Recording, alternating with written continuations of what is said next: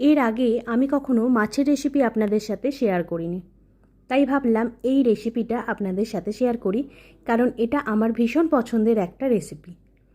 তো এই রেসিপিটার জন্য যা যা লাগবে সবগুলো একে একে বলে দিই। রসুন, লঙ্কা এবং 1.5 চামচ মতন সর্ষে নিয়ে নিয়েছি। আমি কালো সর্ষেটাই ব্যবহার করেছিলাম। ভালো করে একটা পেস্ট তৈরি করে নেবেন। এরপরে দইটাকে বের করে ফেটিয়ে রেখেছিলাম। অবশ্যই কিন্তু রুম টেম্পারেচারে দই ব্যবহার করবেন। অনেকটা পরিমাণ দই কিন্তু আমি মাছটাতে দিয়ে দিলাম এবং পেস্টটাকে, যে সর্ষের পেস্ট ছিল সেটাকেও দিয়ে দিলাম। ভালো করে মিশিয়ে নেব। তাতে হলুদ গুঁড়ো এবং যেহেতু টক দই দিয়েছি তাই পরিমাণ মতন একটু চিনি এবং স্বাদ মতন নুন ব্যবহার করেছি। ভালো করে মাখিয়ে নেওয়ার পরে আমি শেষে একটু আদা বাটা দিয়েছি, দিয়ে ভালো করে আবার ম্যারিনেট করে প্রায় 5 থেকে 7 মিনিট মতন রেখে দিয়েছি। এর থেকে বেশিক্ষণ রাখার দরকার নেই। এরপরে একটা বড় পেঁয়াজ নিয়ে নিয়েছি। সেই পেঁয়াজটাকে নিয়ে ভালো করে কুচি কুচি করে নিয়েছি। অবশ্যই যে কুচুনোটা হবে সেটা কিন্তু একটু বড় বড় সাইজের হবে, খুব ছোট কিন্তু কুচিয়ে রাখবেন না। সর্ষের তেল নিয়ে নিয়েছি। যেহেতু এটা ভাপা মতন হবে তাই সর্ষের তেল কিন্তু অবশ্যই মাস্ট। সর্ষের তেল নিয়ে নিয়েছি। সর্ষের তেলে 5 ফোড়ন এবং শুকনো লঙ্কা দিয়ে ভালো করে নাড়িয়ে চাড়িয়ে নিয়ে মাছের যে সুন্দর একটা মিশ্রণ তৈরি করেছিলাম সেটা দিয়ে দেবো।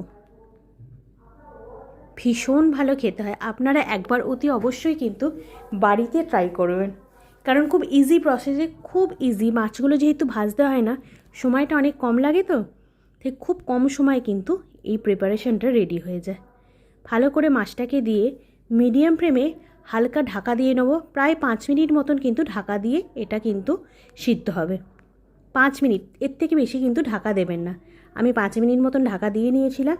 যখন দেখছেন ভালো করে আর একটু জুস বেরিয়ে এসেছে বা গ্রেভি বেরিয়ে এসেছে, যাই বলেন না কেন, তো সেটাকে তখন হাই ফ্লেমে দিয়ে ভালো করে হালকা হাতে কিন্তু ওলট পালট করবেন, কারণ যেহেতু মাছগুলো ভাজা নয়, ভেঙে যাওয়ার খুব সম্ভাবনা থাকে, তাই খুব হালকা হাতে নাড়াচাড়া করবেন। যখন দেখবেন গ্রেভিটা একটু কমে এসেছে, অটোমেটিক আপনারা বুঝতে পারবেন। আর যদি বুঝতে না পারেন, অল্প একটু সাইড থেকে কেটে দেখে নেবেন মাছটা সেদ্ধ হয়ে গেছে কিনা।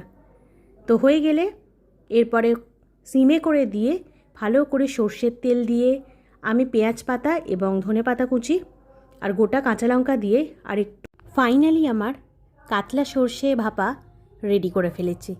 আপনারা অতি অবশ্যই কিন্তু বাড়িতে ট্রাই করবেন এবং ট্রাই করে আমাকে জানাবেন যে কেমন হয়েছিল। যারা মনে করেন যে তাড়াতাড়ি ঝটপট কিছু রেসিপি বানাবেন, এই মাছের রেসিপিটা কিন্তু ট্রাই করতে পারেন। ভীষণ ভালো লাগেছিল। আর তার সাথে দরকার ছিল গরম গরম ভাত, যেটা দুর্দান্ত লাগবে খেতে। ট্রাই করবেন কিন্তু একবার অবশ্যই।